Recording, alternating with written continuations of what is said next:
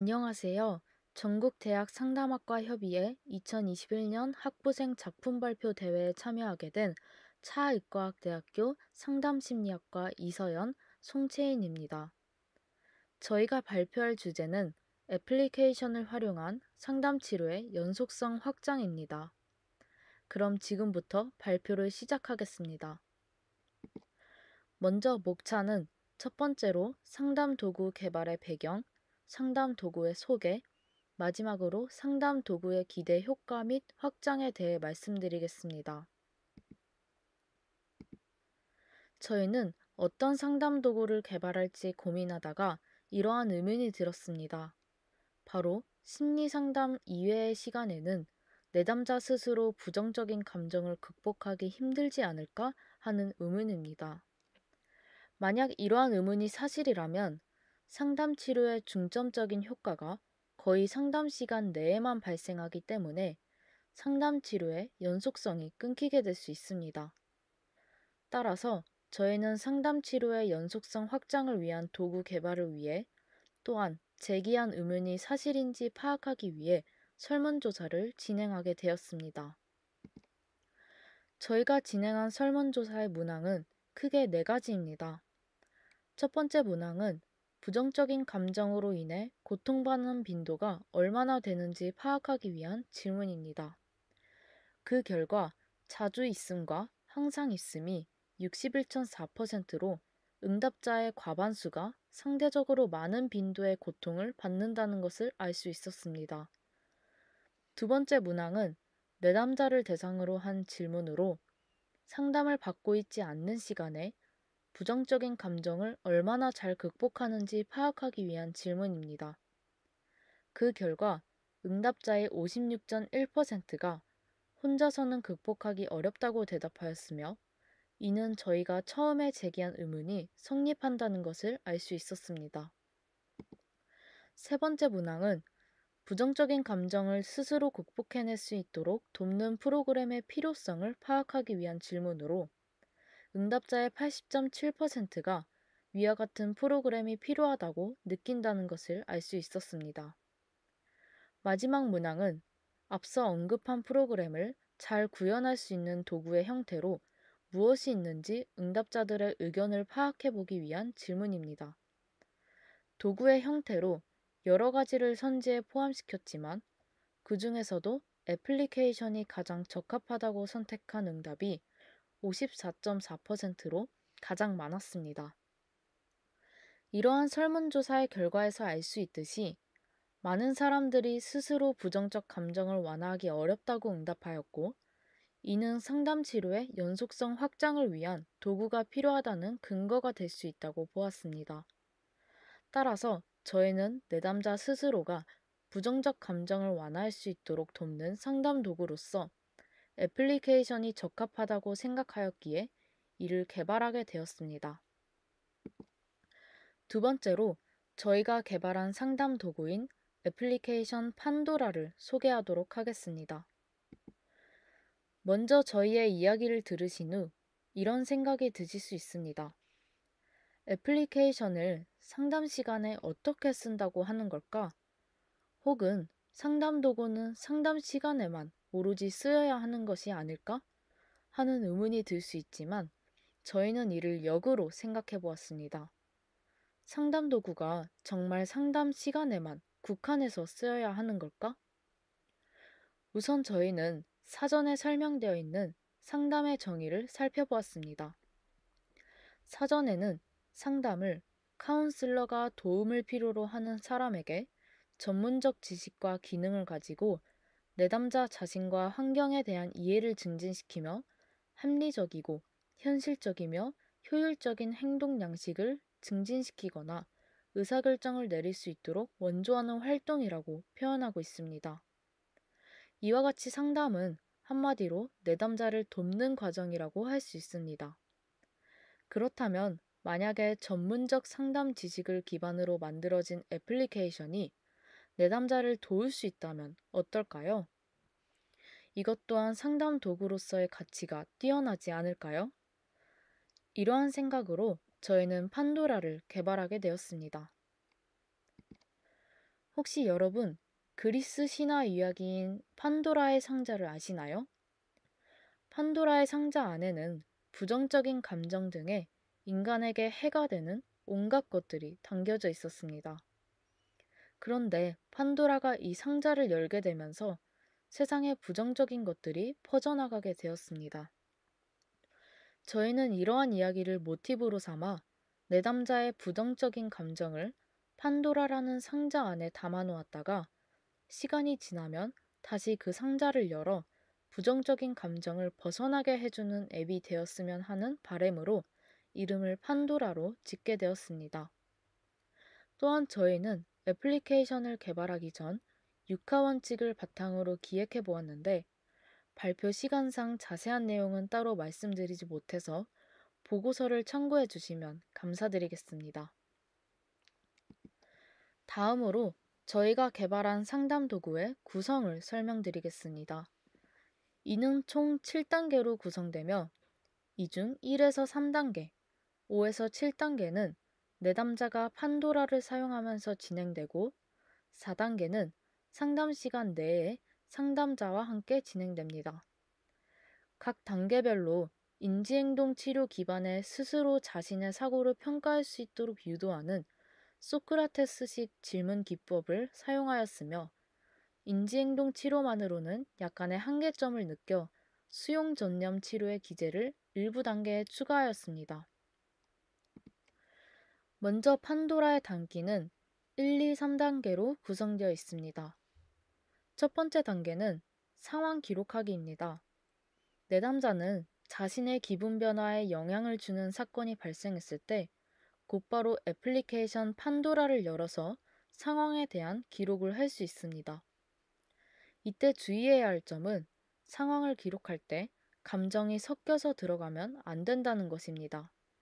오로지 상황만을 객관적으로 적어야 합니다. 두 번째 단계는 그 상황에서 느낀 당시의 감정 기록하기입니다.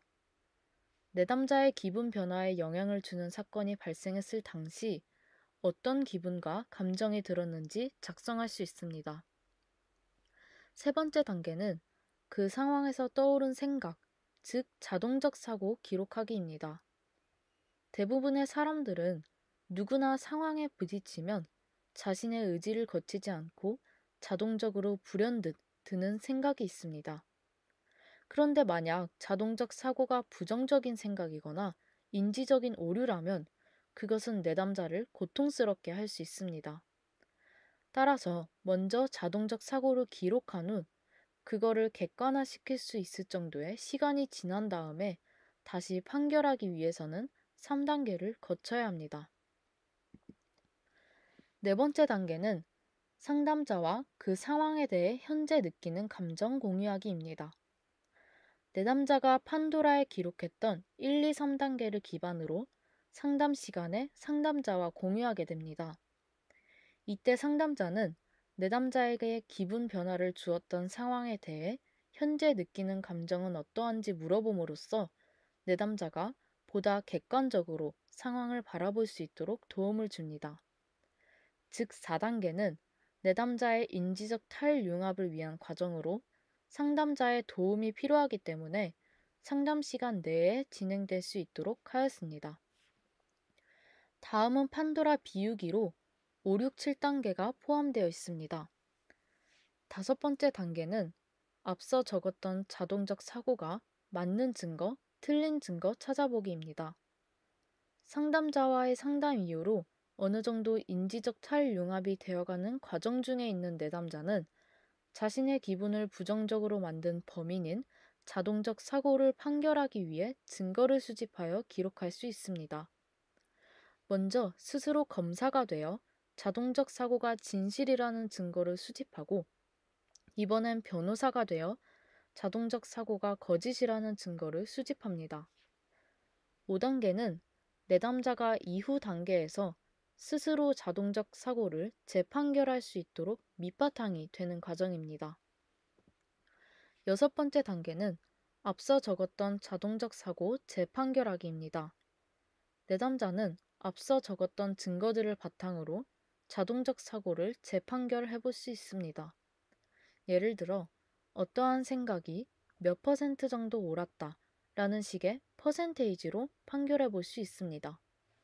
이 과정에서 내담자는 자신이 어떠한 인지적 오류를 가지고 있는지 파악해 볼 수 있습니다. 일곱 번째 단계는 다음에 비슷한 상황으로 고통받는다면 미래의 나에게 어떠한 조언을 해줄 수 있는지 기록하기입니다. 자동적 사고는 쉽게 인지되지 않을 뿐더러 쉽게 고쳐지지 않습니다. 따라서 내담자는 미래의 비슷한 상황으로 또다시 부정적인 감정을 경험할 가능성이 높습니다. 7단계는 그러한 내담자가 미리 미래를 예상하여 대처할 수 있도록 도움을 주는 과정입니다. 미래의 나에게 조언을 해줌으로써 행동을 패턴화시킬 수 있으며 탈자동화에 도움을 줄 수 있습니다. 또한 7단계에 작성한 내용을 기반으로 애플리케이션에서 주기적으로 사용자에게 알림이 가기 때문에 내담자가 더욱더 자신의 인지적 오류에 신경을 쓰고 부정적 감정을 대비할 수 있습니다. 여기서 잠깐 저희가 개발한 애플리케이션을 영상을 통해 간단히 보여드리겠습니다.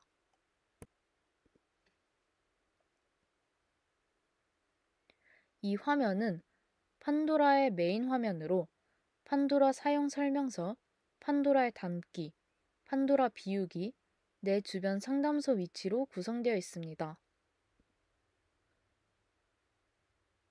판도라 사용 설명서에 들어가면 이렇게 판도라에 대한 설명과 판도라 애플리케이션의 사용 방법이 나와 있습니다. 다음은 판도라의 담기에 들어가면 1, 2, 3단계 질문에 대한 답변을 기록할 수 있도록 하였습니다. 마찬가지로 판도라 비우기에 들어가면 5, 6, 7단계 질문에 대한 답변을 기록할 수 있도록 하였습니다. 또한 상담자는 이렇게 댓글에 내담자가 쓴 답변에 대한 피드백을 남길 수도 있습니다. 마지막으로 내 주변 상담소 위치에 들어가면 지역별로 보건소 정보를 볼 수 있습니다.